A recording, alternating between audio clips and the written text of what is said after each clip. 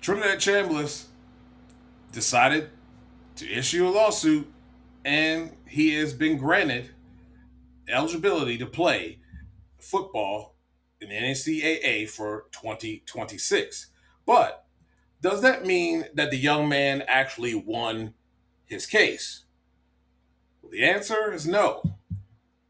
Just because he was granted eligibility has nothing to do with his case. It just means that he was granted this eligibility until his case can be heard.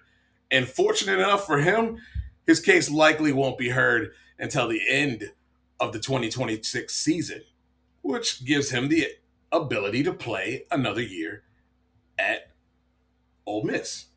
Now, we saw this in 2025 with Diego Pavia. He filed a similar lawsuit saying that junior college should not count against the eligibility in the FBS schools. He was able to play, and his case won't even be heard until the end of this year, and he's already headed to the draft. Look, I really like Trinidad Chambliss, and I understand. He probably wants to have unfinished business, but again, in this deal and in the league and in football, there's no guarantees. There's no guarantees you don't get injured playing another year. I feel like he has every ability to be a part of this year's NFL draft. When you look at the season that he had at Ole Miss, you know, 3,937 yards, 22 touchdowns, three interceptions, had a 155.4 passer rating. He was he rushed 133 times for 527 yards, eight touchdowns, averaging 4.4 yards per carry. Look, this kid has it all and showed it earlier, and only those who watch D2 ball know this, but this young man at Fair State, his first year, only played 8 games, came in, was very good, 21 of 33 in the time he was there. He had a 63% passer rate, completion percentage, had 5 touchdowns, one interception. In 2024, 2025, he was 226 of 367 for 61% completion percentage for 2,925 yards. He had 26 touchdowns, 6 interceptions, and had the big win in the D2 National Championship game against the undefeated Valdosta State Blazers, sending them home packing. And when he came into Ole Miss, I think if you watched D2 ball, you knew that this young man was going to have great success as a quarterback with the right coaching. And he was able to do that. Very, very good success last year. And just really one game away, man, from really contending and having that opportunity to challenge for a national championship. And that may be the driving force.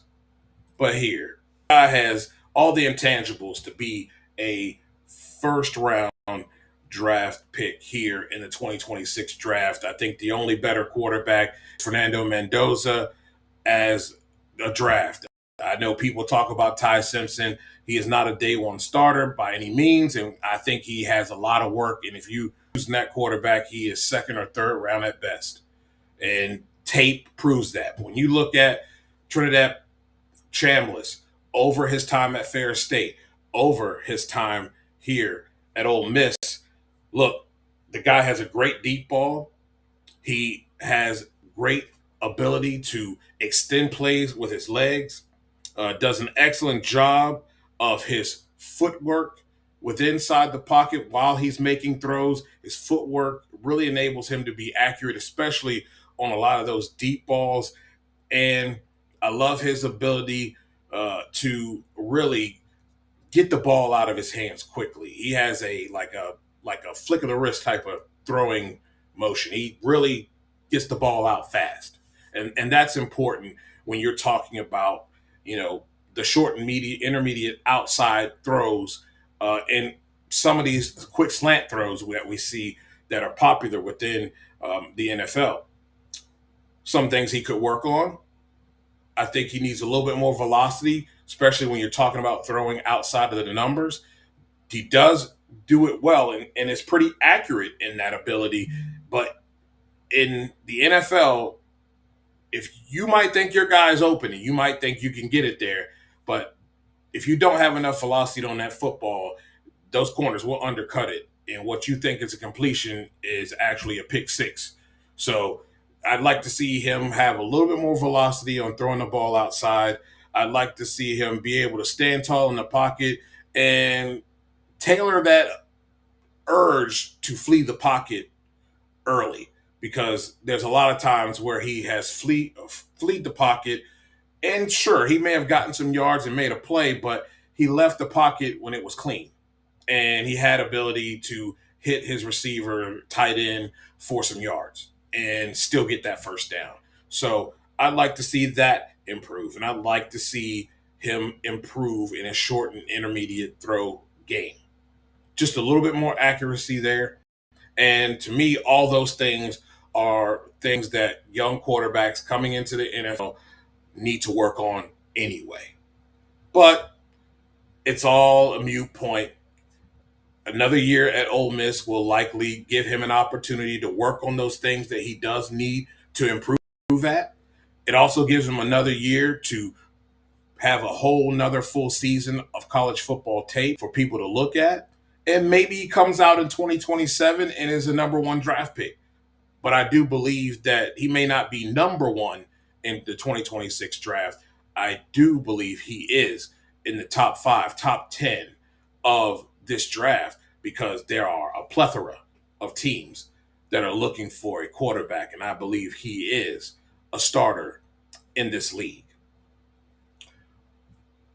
Well, it'll be very, very interesting to see how well he does here in 2026 in the NCAA for Ole Miss. We'll just have to sit back, get our popcorn ready, and enjoy the show that I'm sure he will put on. For Sports Journey,